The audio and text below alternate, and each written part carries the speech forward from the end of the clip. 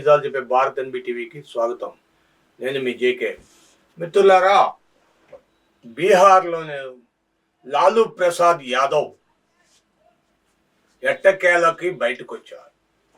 RJD అధినేత లాలూ ప్రసాద్ యాదవ్ మొన్నటి వరకు జైల్లో ఉన్నాడు. గడ్డి స్కామ్లో జైల్లో ఉన్నాడు. బయటకు వచ్చాడు. రాగానే మోదీ మూడోసారి ప్రధానమంత్రి అవడంతో లాలూ ప్రసాద్ యాదవ్ తన దైన శైలిలో తను మాట్లాడుతున్నాడు. ఆగస్టు నెలలో కల్లా ఈ ప్రభుత్వం కూలిపోతుంది, మోదీ ప్రభుత్వం కూలిపోతుంది, ఆర్జేడీయు కాంగ్రెస్తో జతకట్టి కాంగ్రెస్ని గద్దెక్కిస్తాం అంటూ చెప్పడం ఎంతవరకు నిజం? ఏంటి, ఎక్కడ లేని విధంగా రాజ్యాంగాన్ని ఆయన ఇష్టం వచ్చాడు మార్చేస్తున్నాడు. రాజ్యాంగాన్ని మార్చలాయన శిక్షణ లా కోడ్ని మార్చాడు. ఐపీసీని ఉన్నాయి కదా, వాటిని మార్చేశాడు. భారతీయ శిక్షా స్మృతి, భారతీయ ఎన్బిఎస్, బిఎన్ఎస్ ఇవన్నీ అని రకరకాలుగా పెట్టాడు. వాటికి వ్యతిరేకిస్తూ వాటి వల్ల ప్రజలకి ప్రయోజనాలు లేవు, కేవలం పోలీసులకు హక్కులు కల్పించాడు, అంతకంటా ఏమీ జరగలేదు. మోదీ పరిపాలన బాగాలేదు, మోదీ పరిస్థితి కూడా బాగాలేదు అని చెప్తున్నాడు ఓ పక్క. అయితే బీజేపీ మాత్రం చాలా జాగ్రత్తగా రేపు జరగబోయే 23వ తారీఖున జరగబోయే బడ్జెట్ సమావేశాల్లో ఆంధ్రప్రదేశ్కి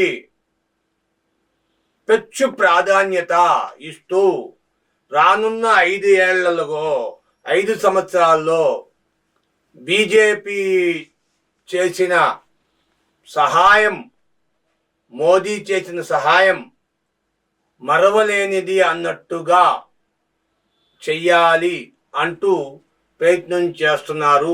ఒక పక్కన నిర్మలా సీతారామన్ రేపు 23వ తారీఖు మొట్టమొదటి బడ్జెట్ సమావేశం ఏర్పాటు చేస్తున్నాం, దాంట్లో ఆంధ్రప్రదేశ్కు వరాల జల్లును కురిపిస్తాం, కాబట్టి మీరు ఎటువంటి పరిస్థితుల్లో భయపడాల్సిన అవసరం లేదు, అన్ని విధాలుగా ఆంధ్రప్రదేశ్ను ఆదుకుంటాం, అమరావతి నిర్మాణానికి ఆదుకుంటాం, ఔటర్ రింగ్ రోడ్డుని కట్టడానికి నిర్మాణానికి ఆదుకుంటాం, ఇటు పోలవరం ఆదుకుంటాం, అటు అన్ని విధాలుగా ఆంధ్రప్రదేశ్కి ఏ విధంగా కూడా నష్టం రాకుండా మేమున్నాం అంటూ పువ్వు గుర్తు చూపుతుంది.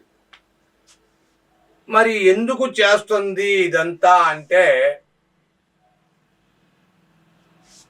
మోదీ చంద్రబాబు నాయుడు ఒక్క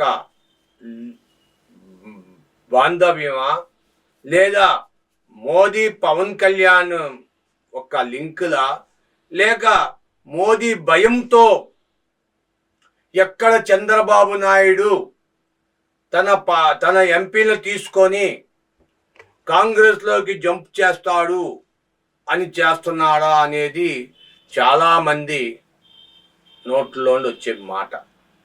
మరి బడ్జెట్ సమావేశాలు ఎలా ఉంటాయో ఏంటో చూడాలి.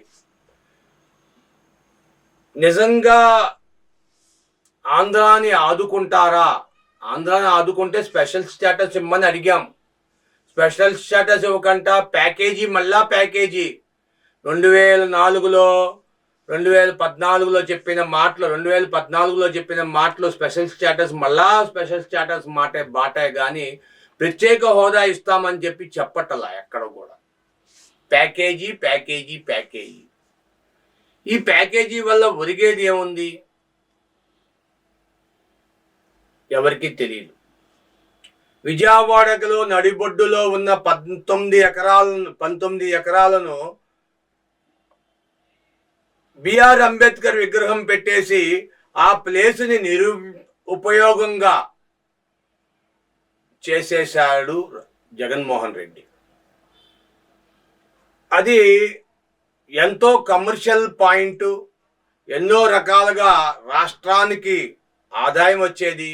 ఇరిగేషన్ డిపార్ట్మెంట్ చాలా వరకు దాని మీద ఆధారపడి డబ్బులు వచ్చేది, దాని మీద ఆధారపడి ఉండేది.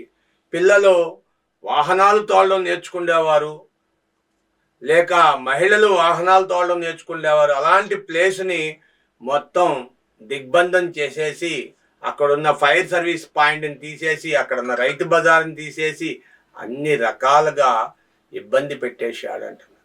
కొంతమంది మేధావులు ఏమంటున్నారంటే చంద్రబాబు నాయుడు అంబేద్కర్ ఉన్నంత వరకు ఉంచి మిగతాదంతా మళ్ళా యథావిధిగా డెవలప్మెంట్ చేస్తాడు అంటున్నారు. ఇది ఎంతవరకు నిజం అనేది తెలియట్లా. ఇదే కానీ నిజమైతే మళ్ళా విజయవాడకి మంచి రోజులు వచ్చినట్టే అని చాలామంది చెప్తున్నారు. ఈ బడ్జెట్లో మరి ఇది కూడా ప్రవేశపెడతారా లేదా అనేది చూడాలి. మీ విలువైన అభిప్రాయాలు గుడ్ ఆర్ బ్యాడ్, లేదా మీ అభిప్రాయాలు ఏంటో తెలియజేయండి. బీజేపీ 5 ఏళ్ళు పాలిస్తాదా లేక తొందరలోనే ముడుచుకొని వెళ్ళిపోతాదా అనేది మీ విలువైన అభిప్రాయాలు కామెంట్ రూపంలో తెలియజేయండి, షేర్ చేయండి, లైక్ చేయండి. Thank you for watching our channel.